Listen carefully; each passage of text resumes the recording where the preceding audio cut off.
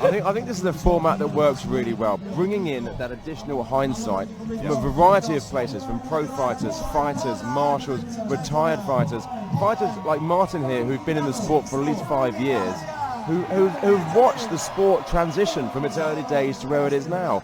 I think it's great that we've got the opportunity here where we can bring them in and they can add their voice to the live stream, and I think they bring in something that me and you, Gavin, couldn't necessarily bring in. Absolutely, totally agree with you there. We do get underway. Poland 1 versus Italy 1. An early rush there. Look at that big halberd on the Polish side in the middle there. He's going to cause so some the damage. speed of the Italians is going to be hunted down by the big Polish fighters. I think the experience is leaning in favour of Poland here. I'd say so. That's a big halberd for a Friday fight. Look at that, Jens!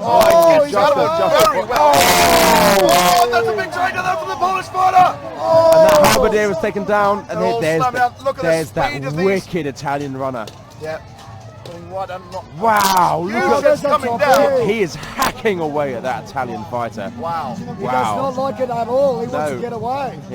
He wants to go home, I think. He's done. No, I mean, that was 5 shots straight to the helmet. You saw the dents going into the helmet with every strike.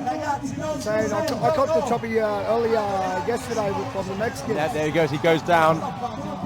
End of round 1. 3-1 to Poland 1. Wow. Yeah, I've got to say, I caught a couple of those big axes yesterday.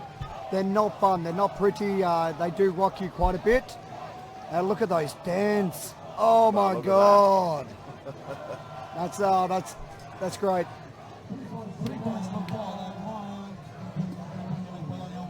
And here we are. Really fantastic feedback from the live stream there, saying this is probably the best year of commentary so far, due to that variety of viewpoints we've been getting with all these guests we've been having. So thank you very much, live stream. We do it all for you, of course. So far, of the 8 suggestions we've had for guest commentators, we've had 6 of them come in. We will try and get Igor in here if we can. He's a popular one for a guest commentator. Absolutely. Oh, Igor, I love Igor. He's one of the most welcomingest fighters ever. Yeah, I mean, one of the things I said to Gavin actually is Igor, probably, maybe without knowing it, he's responsible for a lot of people getting into the sport. I mean, my first view of the sport was one of his videos maybe 6 years ago on YouTube. And a lot of fighters I meet say the first thing they saw of the sport was one of his YouTube videos. Yeah, it's like back at home, he's such a legend. And I was very, very happy in my fight to go up and give him the banana hug. You gave him the banana hug. I gave him the banana hug. Yeah, it was. Well, he had his GoPro on, didn't he? Yeah, so hopefully he's got a year-long loop of me giving him the banana. We've done the whole. We're off again, guys. And here we are with round 2. Poland 1, Italy 1. Good front kick against that Italian runner. Tell you what, the Polish have been quite good at stopping that Italian runner doing what he did so well. Yeah, they've had to. They've got the game plan well and truly organised, and they've got to cut down and block out these fast Italian fighters who do further these charging kicks and flying knees, but great evasive material also from these Italians. They seem to duck out very well from these headlocks. Big shots coming down, and look at that. Italian runner. Wow, look at that. The Polish fighter's down. Wow, it takes a lot to make a Polish fighter drop like that. It does. Oh, look at that. Oh my God. Advantage. The Italians coming back. Oh, taken out. Slams down. The Italians still with an advantage here. 4 versus 2 here. That was quite a Italians really takedown. want this. I tell you what, if there's a team that can come back from 4 versus 2, it's Poland 1. Yeah, they got to fight hard for this one. They got to. However, I think there's a bit of naivety going on there, whereby it seems like one of the fighters. No, he's out. Let's go. Okay, I think that's 3 versus 1. Right. Stop there. I think there might have been an injury there, so the medics are at the list, in fact. They got their medic down for the Polish guy that was taken out by the Italian with that axe. Yep.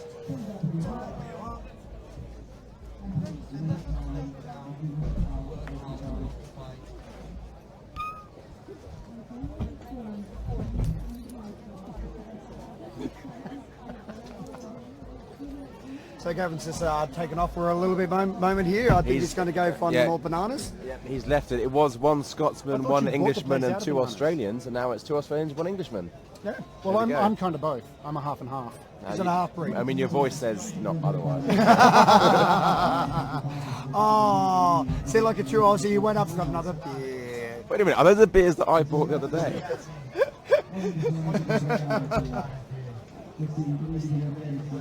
This is one of actually the best things about after fighting. You know, actually kick back and have a beer. It's really, really, really great. Yeah, it's enjoyable. One of the bonuses of being knocked out of the fight, I guess. Yeah.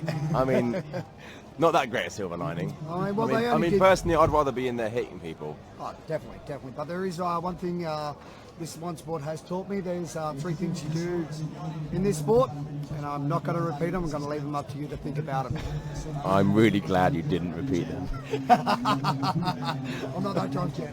But it is amazing. I have a lot of people say to me, you know, it's a really brutal sport. And I said, well, it is, but it's kind of like rugby in that it's a game for thugs played by gentlemen. That's right. Yep. Yes, 100%, 100%. Just got a quick comment here. We've got Henrikas Viteka there in the live stream. Henrikas, of course, one of the veterans from the UK side, coaching numerous UK fighters as well as providing ample support for the UK fighters. He's also responsible for arming many UK fighters with fantastic links to... Checking the authenticity. He's also involved in the HMB Authenticity Committee. Well, he unfortunately could not make it out here for this year, but it's great to see that he's watching from home. And that's one of the things I love about this sport. We've had so many fighters in the live stream. We've got, for example, right now, Nick Peterson, captain of the Norway team, could not be here this year watching on the live stream. Henrikas, a previous fighter for the UK, not able to come here, watching and commenting on the live stream. One of the great things that we can offer the community here is this live stream, and we see so many fighters who cannot come here commenting, engaging with the audience here on the live stream, and I think that's fantastic. It is a shame that we had such technical problems the first day. In fact, you know, as I said, we're supposed to have streaming in 3 different languages, the Chinese, which are up and running today. Hundreds of thousands of viewers already. They've been busy all day. Unfortunately, the first day they weren't able to do it. The Russian commentary, which has been going all day long. So we are threatened, however, with this weather. I'm not sure if anything shorts out like in the past. However, not to worry. We are live now, and that's what's important. Looks like that Polish guy's up again. They're giving him some magic spray. I think he might have got a hit on the back of the neck there. Spraying that spray straight down on the back of his neck. He was getting mullered. That axe was pretty damn vicious. Yeah, he's got an ice pack on the back of his head there. How about this Italian team for coming back though after that brutal first round? No, I tell you what. I went and found. I'll be honest with you here now, Gavin.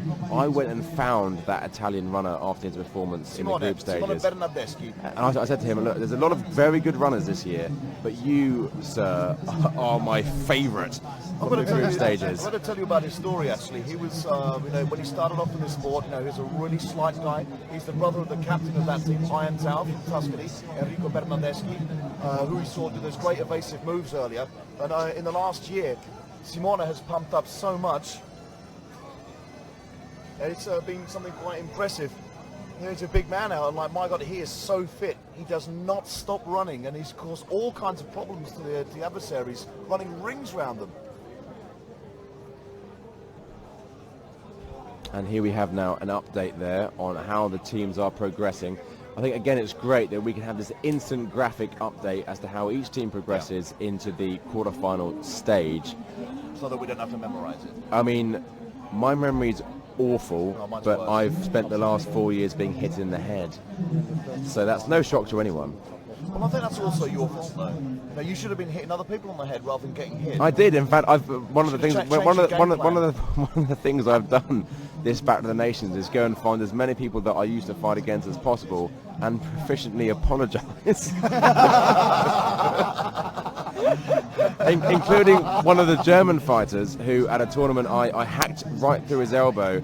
I went and I found him earlier. I said, "Who made your new elbow?" And he went, "Don't worry, I didn't make this one." Is he the same guy that asked you to sign it when you put a great big hole in it? That's the same guy. So he's now gone to a Polish armourer.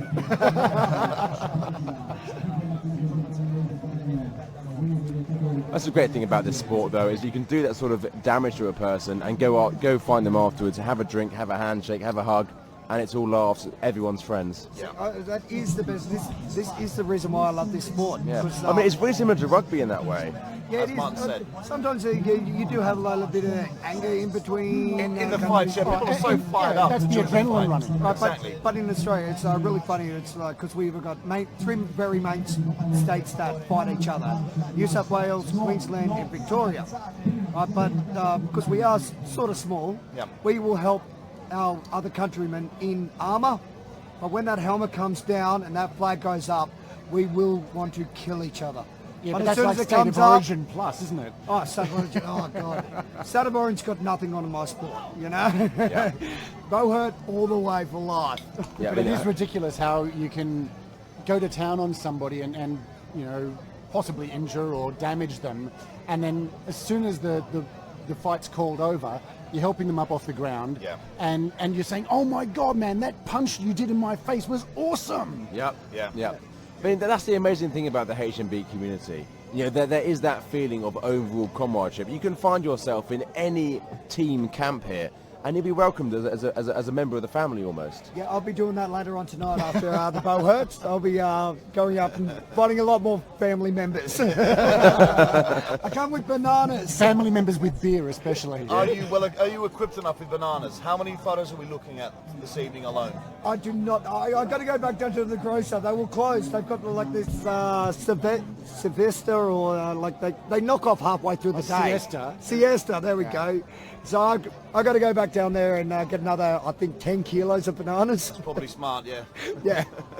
I got to go up to the Russians and say hi. I think we were about to kick off again. Yeah, looks like it. Yeah. Well, it did take a while there, so It looks like there's still a pole on the ground. I think they're having a mid-bout conversation with the marshals here. I think he's just merely staying grounded because the round was stopped halfway through. He was down before the round was stopped, yeah. so he's staying on the ground. I mean, Martin, you are a marshal. You should probably know this. I didn't quite see what happened. That's the unfortunate thing. We're too busy talking about bananas. Yeah, they are such a distracting fruit. So just hearing now that it appears that they will refight the third round. They will start from scratch. I'm not sure what the starting point will be, however.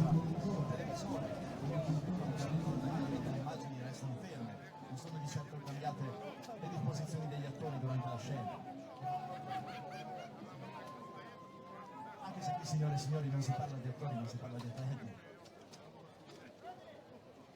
Tutto sembra essere pronto. E salvati!